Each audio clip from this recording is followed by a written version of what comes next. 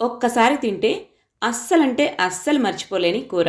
కొంచెం మసాలా ఫ్లేవర్‌తో, కొంచెం పులుసు కూర ఫ్లేవర్‌తో రెండింటి కాంబినేషన్‌లో చేసే ఈ వంకాయ పెసర పునుగుల పులుసు కూర.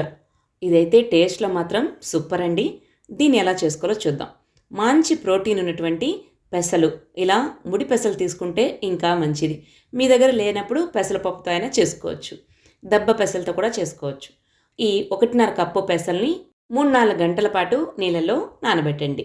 ఇలా పక్కనుంచేసుకొని నెక్స్ట్ చింతపండుని కాస్త తీసుకొని దీన్ని ఇలా చిదుముకొని దీనికి కూడా నీళ్ళు వేసి నానబెట్టుకోండి.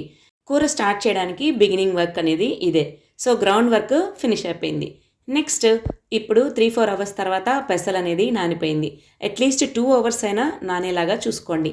అప్పుడే పెసలు అనేది బాగా గ్రైండ్ అవుతుంది. ఇలా మిక్సీ జార్ తీసుకుని ఈ నానిన పెసల్ని 2-3 సార్లు కడుక్కొని రాళ్ళు ఏమైనా ఉంటే చూసుకొని గాలించుకోండి. నేనైతే ప్యాకెట్ తీసుకున్నాను కాబట్టి ఇందులో రాళ్ళు ఏమీ లేవు. దీన్ని నీళ్లు తక్కువగా తీసుకుని 2-3 పచ్చిమిర్చిని తుంచి వేసుకొని కొంచెం ఉప్పు, లైట్గా వాటర్ వేసుకోండి. పెసరపప్పు అయితే అస్సలు నీళ్ళు వేయద్దండి. నేను ముడి పెసలు కాబట్టి గ్రైండ్ అవ్వాలి కాబట్టి కాస్త వాటర్ వేసాను. ఇప్పుడు కొంచెం కచ్చపచ్చగా మెదిగిన తర్వాత అందులోనే అల్లం ముక్కలు, కాస్త జీలకర్ర కూడా వేసి ఇంకొక 2-3 సార్లు గ్రైండ్ చేయండి. ఇలా ఫైన్ పేస్ట్ అయిన తర్వాత మరీ ఫైన్ అవసరం లేదు. ఇలా ముడి పెసలు తీసుకున్నాం కాబట్టి కాస్త బరగ్గానే ఉంటుంది. దీన్ని చూడండి ఈ స్టేజ్లో ఇలా వేసినప్పుడు ఇలా ఉండగా పడేలాగా చేసుకుంటే సరిపోతుంది. ఇప్పుడు స్టవ్ మీద బాండి పెట్టండి. పునుగులు వేయించుకోవడానికి సిమ్లో పెట్టేసి మనం కాస్త వేగిన తర్వాత నూనె అనేది నేనైతే గ్రౌండ్నట్ ఆయిల్ తీసుకున్నానండి, డబుల్ ఫిల్టర్డ్. అలా నురుగు వస్తుంది. సో మంచి ఫ్లేవర్ వస్తుంది. ఈ నూనె కాగిన తర్వాత ఇలా మనం చిన్న చిన్న ఉండలుగా చేసుకుని ఈ పునుగులను కూడా వేసేసేయండి. ఇవి వేగేలోపు మనకి ఇంకాస్త వర్క్ ఉంటుంది. ఈలోపు మనం ఒక 2 ఉల్లిపాయల్ని, 4 టమోటాలని కూడా తీసుకొని చిన్న చిన్న ముక్కలుగా కట్ చేసుకోండి. వాటిని రెడీ చేసుకున్న తర్వాతని ఈ పునుగుల్ని వేసుకోండి. ఎందుకంటే ఇవి వేగగానే మనం కర్రీలో వేసేసేయాలి. సో గ్యాప్ అనేది ఉండకూడదు. వేడిగా పునుగుల్ని పులుసులో వేసేసేయాలి. అప్పుడే పులుసుని పునుగులు బాగా పీల్చుకొని ప్లఫీగా మనకు నోటికి టేస్టీగా ఉంటుంది.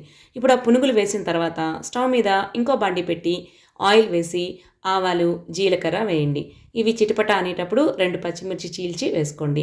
మనం ముందుగా తరిగి పెట్టుకున్నాం కదా, ఉల్లిపాయలు కూడా వేసేసి ఇవి కాస్త వేగుతూ ఉన్నప్పుడు ఫ్రెష్గా ఉన్న కరివేపాకుని వేసుకోండి. ఇవి కాస్త వేగనివ్వండి. మరీ బ్రౌన్ కలర్ ఏం రాక్కర్లేదు. కొంచెం ఒక 5 మినిట్స్ వేపుకోండి. కొంచెం బాగా కొంచెం పచ్చి వాసన లేకుండా కొంచెం మెత్తగా అయ్యేంత వరకు వేయించుకోండి. ఇప్పుడు వంకాయ ముక్కల్ని తరిగి ఉప్పులో నానబెట్టి వాటిల్ని ఒక 10 నిమిషాలు ఉంచుకున్న తర్వాత ఈ కర్రీలో వేసుకోండి. ఈ కర్రీలో మనం వంకాయ ముక్కలు కానీ, ములక్కాడ ముక్కలు కానీ వేసుకోవచ్చు. ఈ 2 మాత్రమే అలో అండి. వేరే ఏవి పెద్దగా అనిపించవు. సో వంకాయ, ములక్కాడ ఇవి 2 ఫేమస్. సో నెక్స్ట్ అది కాస్త మగ్గిన తర్వాత టమోటాలను కూడా వేసేసేయండి. వీన్ని మనం కొంచెం మీడియం ఫ్లేమ్లో పెట్టుకొని వేయించుకోండి. టమోటా మెత్తబడింది అనేంత వరకు మనం అటు ఇటు తిప్పుకుంటూ వేయించుకోవాలి. మూత పెట్టి వేయించుకుంటే ఫాస్ట్గా అయిపోతుంది.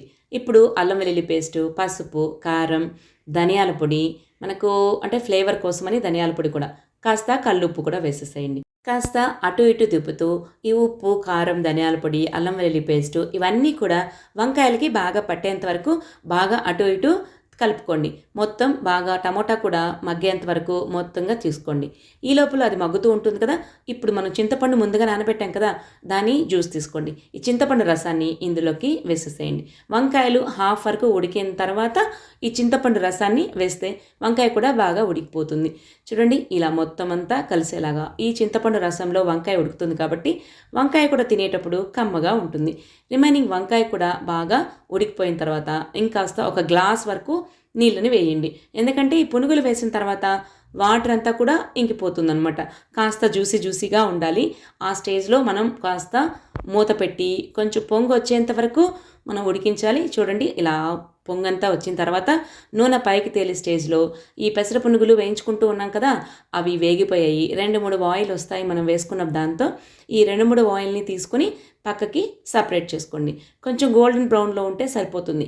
మీకు బాగా మెత్తగా రావాలి అంటే ఈ పునుగుల పిండిలో సోడా ఉప్పు కూడా వేసుకోండి. సోడా వేసుకుంటే కొంచెం సాఫ్ట్గా వస్తాయి. సోడా వేసుకోకపోతే కొంచెం క్రిస్పీగా వస్తాయి. అంతే. అన్నీ సపరేట్ చేసుకున్న తర్వాత కాల్ చేసుకున్న పునుగుల్ని మనం ఈ కర్రీలో వేసేసి అటు ఇటు ఒక్కసారి తిప్పుకోండి. ఇంకాసేపు మగ్గిన తర్వాత మనకు ఈ చింతపండు పులుసు అంతా కూడా ఈ పునుగులు పీల్చేసుకుంటాయి. కొంచెం జ్యూసీగా ఉండగానే స్టవ్ ఆఫ్ చేసుకోవాలి.